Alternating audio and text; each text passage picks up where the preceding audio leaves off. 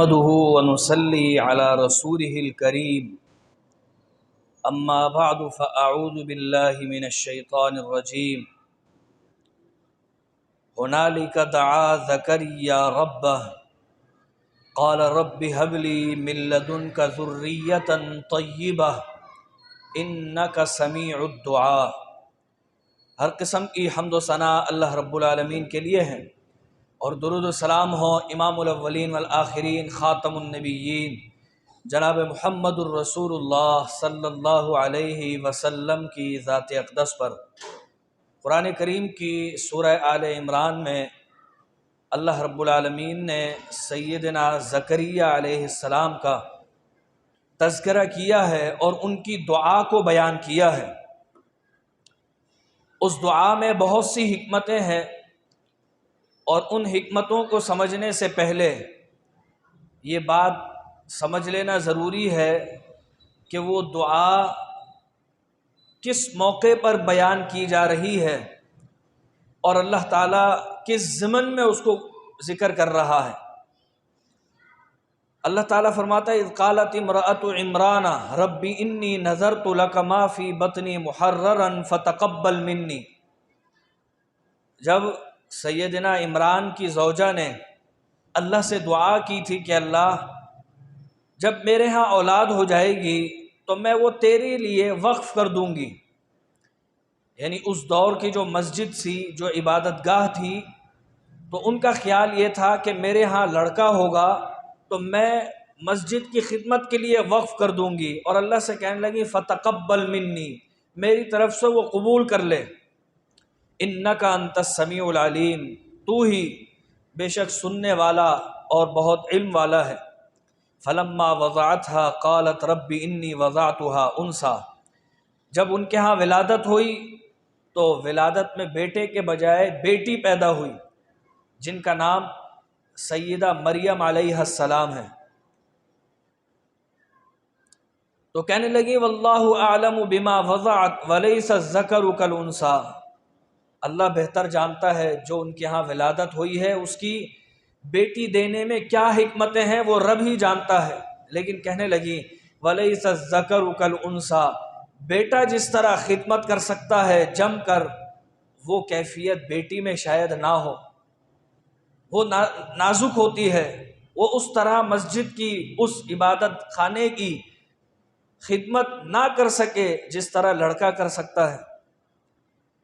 پھر کہنے لگی وَإِنِّي سَمَّيْتُهَا مریم، میں نے اس بیٹی کا نام مریم رکھ دیا ہے، اور جب مریم رکھ دیا تو چونکہ وہ نظر مانی تھی کہ اگر بیٹا ہوا تو میں رب کے لیے وقف کر دوں گی، لیکن جب اللہ نے بیٹی دی تو اپنا وہ وعدہ پھر بھی پورا کیا اور اس کو اس معبد کے لیے، عبادت خانے کے لیے وقف کر دیا۔ سیدنا زکریا جو اس وقت نبی تھے، ان کی کفالت میں انہیں دیا گیا کہ تعلیم و تربیت کا یہ سلسلہ ان کے ذمہ ہے۔ سیدنا زکریا عیسیٰ علیہ السلام کی والدہ مریم کی کفالت کریں گے اور ان کی تعلیم و تربیت کا اہتمام کریں گے، تو انہیں مسجد میں ٹھہرا دیا گیا، ایک کمرہ بنا دیا گیا، ایک حجرہ بنا دیا گیا جہاں سیدہ مریم پڑھائی لکھائی بھی کریں، دین بھی سیکھیں سیدنا زکریا سے، اور وہیں پر عبادت وغیرہ بھی کریں۔ تو سیدنا زکریا علیہ السلام جب وہاں تشریف لے جاتے تھے تو وہ دیکھتے تھے کہ سیدہ مریم علیہ السلام کے پاس پھل فروٹ موجود ہیں۔ اللہ تعالیٰ فرماتا ہے کلما دخل علیہا زکریا المحراب وجد عندہا رزقا، وہاں دیکھتے کہ رزق موجود ہے پہلے سے۔ مفسرین نے لکھا ہے کہ ان کے پاس ایسے پھل موجود ہوتے تھے جو بے موسم، ابھی موسم نہیں ہے ان پھلوں کا، لیکن ان کے حجرے میں، ان کے کمرے میں وہ موجود ہے پھل۔ آپ جانتے ہیں کہ وہ سارا پھل فروٹ دنیا میں ایک ہی جگہ نہیں اگتا، بلکہ گرم علاقوں کا پھل الگ ہوتا ہے، ٹھنڈے علاقوں کا الگ ہوتا ہے، اس کو لانے لے جانے میں ہی بہت عرصہ لگ جاتا ہے، اور کوئی ایسا سلسلہ نہیں تھا اس دور میں کہ فریج ہو، اس کو جو ہے سیو کر کے پھر پہنچا دیں ادھر سے ادھر۔ یہ سارے وسائل نہ ہونے کے باوجود اللہ انہیں مختلف قسم کے پھل پہلے سے مہیا فرما دیتا تھا۔ تو سیدنا زکریا علیہ السلام ان سے پوچھتے تھے انا لکی ھذا، یہ کہاں سے آئے ہیں تمہارے پاس؟ قالت ھو من عند اللہ، وہ فرماتی یہ اللہ کے پاس سے آئے ہیں۔ ان اللہ یرزق من یشاء بغیر حساب، اللہ تعالیٰ تو جسے چاہتا ہے بغیر حساب کے رزق دے دیتا ہے۔ یہاں پر رزق اور بغیر حساب کے رزق سے کیا باتیں مراد ہیں، ان میں سے چند باتیں ذکر کیے دیتا ہوں۔ بغیر حساب کے رزق کا معنی یہ ہے کہ اللہ تعالیٰ کچھ لوگ دنیا میں ایسے ہوتے ہیں جنہیں گن کر نہیں دیتا بلکہ بغیر گنے دے دیتا ہے، کیونکہ انسان کی تو فطرت ہے، انسان کچھ دیتا ہے یا اپنا کچھ خرچ کرتا ہے تو گن گن کے کرتا ہے کہ میری آمدنی اتنی ہے، اس میں سے میں اتنا خرچ کر دوں تو اتنا بچے گا یا یہ سب چلا جائے گا۔ اور اگر کسی کے پاس بہت بڑا خزانہ بھی ہو پھر بھی وہ اپنی سیونگ دیکھتا ہے کہ پیچھے میرے پاس کتنا بچا ہوا ہے، چاہے وہ بادشاہ ہی کیوں نہ ہو۔ لیکن اللہ فرماتا ہے کائنات میں کچھ لوگ ایسے ہیں واللہ یرزق من یشاء بغیر حساب، اللہ انہیں بغیر حساب کے دیتا ہی جاتا ہے، دیتا ہی جاتا ہے۔ اب یہاں پر یہ بات بھی سمجھنے کی ہے کہ اس کا معنی یہ نہیں ہے کہ جو بہت متقی ہوگا اللہ اسی کو دے گا، اللہ گناہگاروں کو بھی دے دیتا ہے، اس لیے کہ یہ اللہ کی منشا اور قدرت پر منحصر ہے۔ اللہ نے فرعون کو بادشاہت دے دی اور وہیں ایک نیک سیدنا داؤد علیہ السلام کو بھی بادشاہت دی، تو نیک اور برے دونوں مثالیں موجود ہیں۔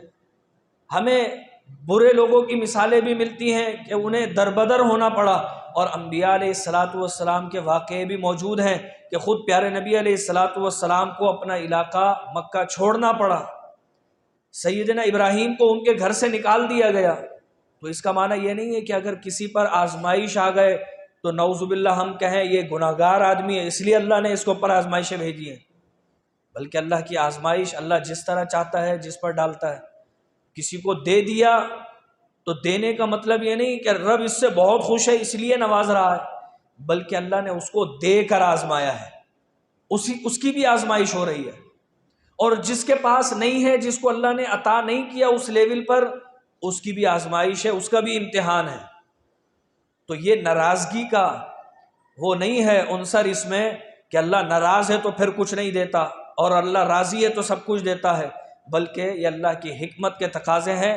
فرمایا واللہ یرزق من یشاء بغیر حساب، جسے چاہتا ہے بے حساب دیتا ہے بغیر حساب کے۔ ایک اور اس کے اندر حکمت یہ ہے کہ قرآن کریم میں اللہ تعالیٰ فرماتا ہے وَمَن يَتَّقِ اللَّهَ يَجْعَل لَّهُ مَخْرَجًا وَيَرْزُقْهُ مِنْ حَيْثُ لَا يَحْتَسِبُ۔ بغیر حساب کا معنی یہ ہے کہ اللہ تعالیٰ بعض دفعہ رزق انسان کو ایسی جگہ سے مہیا فرماتا ہے جہاں اس کے گمان میں بھی نہیں ہوتا۔ انسان نے سوچا کچھ ہوتا ہے کہ آمدنی اتنی ہوگی، لیکن کبھی اس سے دگنی ہو جاتی ہے، کبھی اس سے کم ہو جاتی ہے۔ تو بغیر حساب کا معنی یہ ہے کہ دنیا میں کوئی شخص اس کا حساب و کتاب نہیں رکھ سکتا۔ ہر ایک اپنی سوچ کے مطابق سوچ تو سکتا ہے لیکن اپنے حساب کے مطابق لا نہیں سکتا۔ یہ رب کی عطا ہوتی ہے جس کو جس طرح نواز دیں۔ بغیر حساب کے اندر اور بہت ساری حکمتیں ہیں۔ رزق یہ صرف مال و دولت کا نام نہیں ہے۔ رزق کے حوالے سے ہمارے ہاں بہت سی غلط فہمی یہ ہے کہ مال و دولت کو ہم رزق سمجھتے ہیں، جبکہ صحت بھی رزق ہے۔ اللہ کی عطا کو رزق کہتے ہیں۔ صحت بھی رزق ہے، اللہ نے عزت دی ہے، یہ بھی رزق ہے۔ اللہ نے سہولیات عطا کی ہیں، یہ بھی رزق ہے۔ اللہ نے علم دیا ہے، علم بھی رزق ہے۔ تو اللہ جس طرح جس کو چاہتا ہے وہ رزق مہیا کر دیتا ہے۔ کسی کو مال کی صورت میں رزق دے دیا، کسی کو علم کی صورت میں رزق دے دیا۔ اس لیے اللہ تعالیٰ فرماتا ہے وَمِمَّا رَزَقْنَاهُمْ يُنْفِقُونَ، ہم نے جو انہیں عطا کیا ہے وہ خرچ کرتے ہیں۔ اب صرف مال و دولت خرچ نہیں ہوتا، اللہ نے کسی کو وقت دیا ہے، وہ دوسرے کی مدد کے لیے وقت نکالتا ہے، اس رزق میں سے گویا وہ خرچ کر رہا ہے۔ کسی کو علم دیا ہے، وہ علم دوسروں کو سکھا رہا ہے، تو گویا وہ جو اللہ نے علم والا رزق اس کو دیا ہے وہ لوگوں کو دے رہا ہے۔ تو وَمِمَّا رَزَقْنَاهُمْ يُنْفِقُونَ، اور رزق کے اندر یہ کچھ حکمتیں تھیں، اور بہت ساری مفسرین نے لکھی ہیں۔ اب جب انہیں یہ جواب ملا کہ یہ اللہ کی طرف سے ملا ہے اور اللہ جسے چاہتا ہے نوازتا ہے، رزق دیتا ہے، تو ہنالک دعا زکریا ربہ، وہی سیدنا زکریا نے دعا کی قال رب ہب لی من لدنک ذریۃ طیبہ، اے اللہ مجھے پاک و پاکیزہ ذریت عطا کر۔